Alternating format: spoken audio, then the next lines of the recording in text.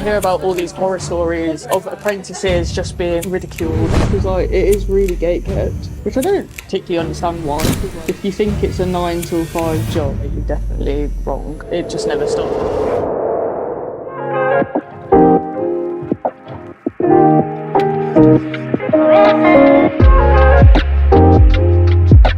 I was doing an apprenticeship in Banbury, but I was kind of like a shop lackey, as it were. I literally just phoned them up and I was like, looking for an apprenticeship? And they were like, you got a portfolio? And I was like, yeah. Went in, showed them, and they were like, yeah, can you start tomorrow? The guy at the other shop, he just recently split up with his business partner. I think he was sort of a bit like, not sure what he was doing with the business and like what direction he was taking it in. So a few people sort of left. Been following like Big Luke and Harry for a while on like social media, so I saw their post that they were moving to Stratford, and I literally live like 2 minutes down the road, so I just sent them a message and I was like, hi, if you need an apprentice. And then they met with me the same day. This is my 9th month. They took me on at the very beginning of November, and then I was sort of like practicing on fake skin, like drawing and all that stuff for I want to say like three weeks. It wasn't long, and then they were like, oh, can you get someone in? And I was like, my wife. And yeah, so I did my first tattoo on her like towards the end of November. It's very much like the guys here, like my mentors, they just sort of like check in with me like sort of every month, see like my progress, and I always show them my designs and stuff, so they're always sort of like seeing how I'm improving, and if I'm sort of like a bit stagnant, they'll be like, okay, change this, like maybe let's like look at something else. I think I'm quite lucky though, because you hear about all these horror stories like of apprentices just being like ridiculed and like treated like crap, whereas the guys here like actually like me. They actually treat me like a human being, so I am very lucky in that sense. I was at uni doing psychology. It's just like super boring, and I was in a part-time job just doing like, I don't even know what it was. It was like immigration. And I was chatting to my brother. He was really like depressed as well in his job, and we made a pact that essentially like we'd actually try and change our tune. That's when we were like, right, we're going to do this. That's when I started asking around for an apprenticeship, and then yeah, and he left the Marines and he's joined the fire service, and I'm here, so we've both sort of stuck to our pact. I've always liked art. Like I did art in college, and like I did a foundation course to do art, and I actually went to a university called UAL for a year, and that's an art university, but I just fell out of love with it because I just felt like there's no way I can make this into a career. Hadn't got any tattoos, didn't even think about entering the career. I just thought it was like people you look up to, that's what they do sort of thing. Like I didn't think it was something that like you could just break into. Don't get me wrong, it is difficult to break into, but once you've got your foot in the door, there's no going back. Like it's such a cool industry.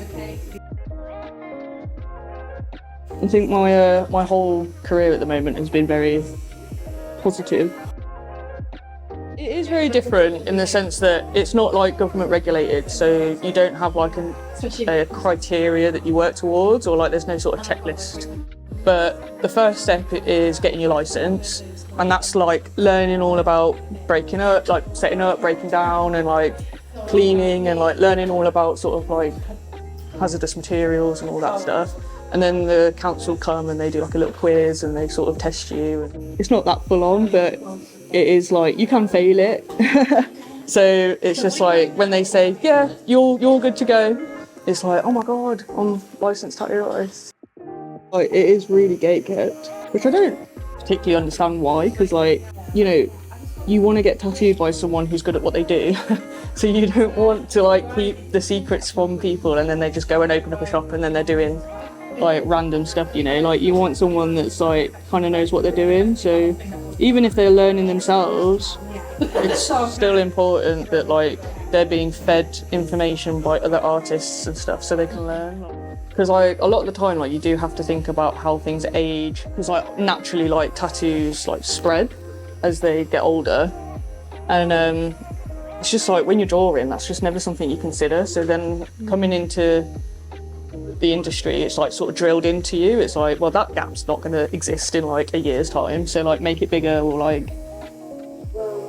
well, unlike certain colours as well, like don't hold up the best or might sort of fade into a completely different colour. It's like sometimes white goes a bit yellowy, and like learning how to use white well, I think that's probably been the most difficult part. I think sometimes like dealing with the general public can be a bit interesting, but I think that's just with any job that like deals with the general public. It's just like sometimes it's like trying to articulate things, it's like that's not going to work, and then like someone's dead set on something and you're like, how do I say this for the 5th time and it comes across still polite? If it's like, oh my god, that's going to look terrible, then you do try and like persuade the client to sort of understand from a different point of view, because like you don't want to give them a bad tattoo. Like every tattoo you do, you want it to be better than the last. So then if like the client's being difficult, it's just trying to let them understand like this is for the best sort of thing, like you'll appreciate this. You do get quite a few people that are just in it because it's like, oh my god, 30 quid for a tattoo, or like, so when I was charging like £10 an hour and they were like, oh my god, I want this like entire back piece, and you're like, no, like, I mean, I could try, but you're not gonna like it. But those people kind of like weed themselves out when you start charging a bit more, so it's just a learning process as well. When you get your friends in and family and you do like small sort of simple tattoos on them for free, and then slowly start getting the public, and then just making sure like they know what they're getting themselves in for, because it's like, you know, I am an apprentice, like I am still learning, and you know, there is always the possibility that you can slip up and, you know, make a mistake.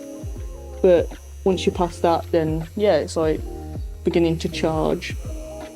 But my mentors like set my rates, so it's what they think is like, if you're getting better, then they'll be like, okay, maybe we'll pop it up a bit more or whatever. Because there's also like that pressure of like, if someone's booking in with a tattoo artist and they're spending like 80 quid an hour, they're going to expect a standard, which is, you know, fair enough, because it's on you for life and like you're paying a lot of money for it. So when you sort of take that pressure away a little bit by lowering the costs and lowering the prices, it does almost like set a standard as well before you even like discuss it with the client. It's like, okay, well, there's a reason it's cheaper. Yeah, people can be dicks, but it's not going to be forever. And always get to the shop early. Because like, even if you've got to mop the shop and stuff, if you show your mentor the design and he changes it or she changes it, and then you've got literally 10 minutes before your appointment, you're going to be stressing. So always get there early and just go into it, like chill, like try not to overthink. Yeah, it is always like, this is how you can make it look better. It's never personal, but also I think it's important like for people to be honest, because like if people beat around the bush and they're just like, everything you do is perfect, you're never going to improve. There's been times, to be fair, where I've come in and shown Luke a design that I'm really excited to do, and he's like, that's pretty shit. And I've just been like, oh, okay. He's like, don't do that.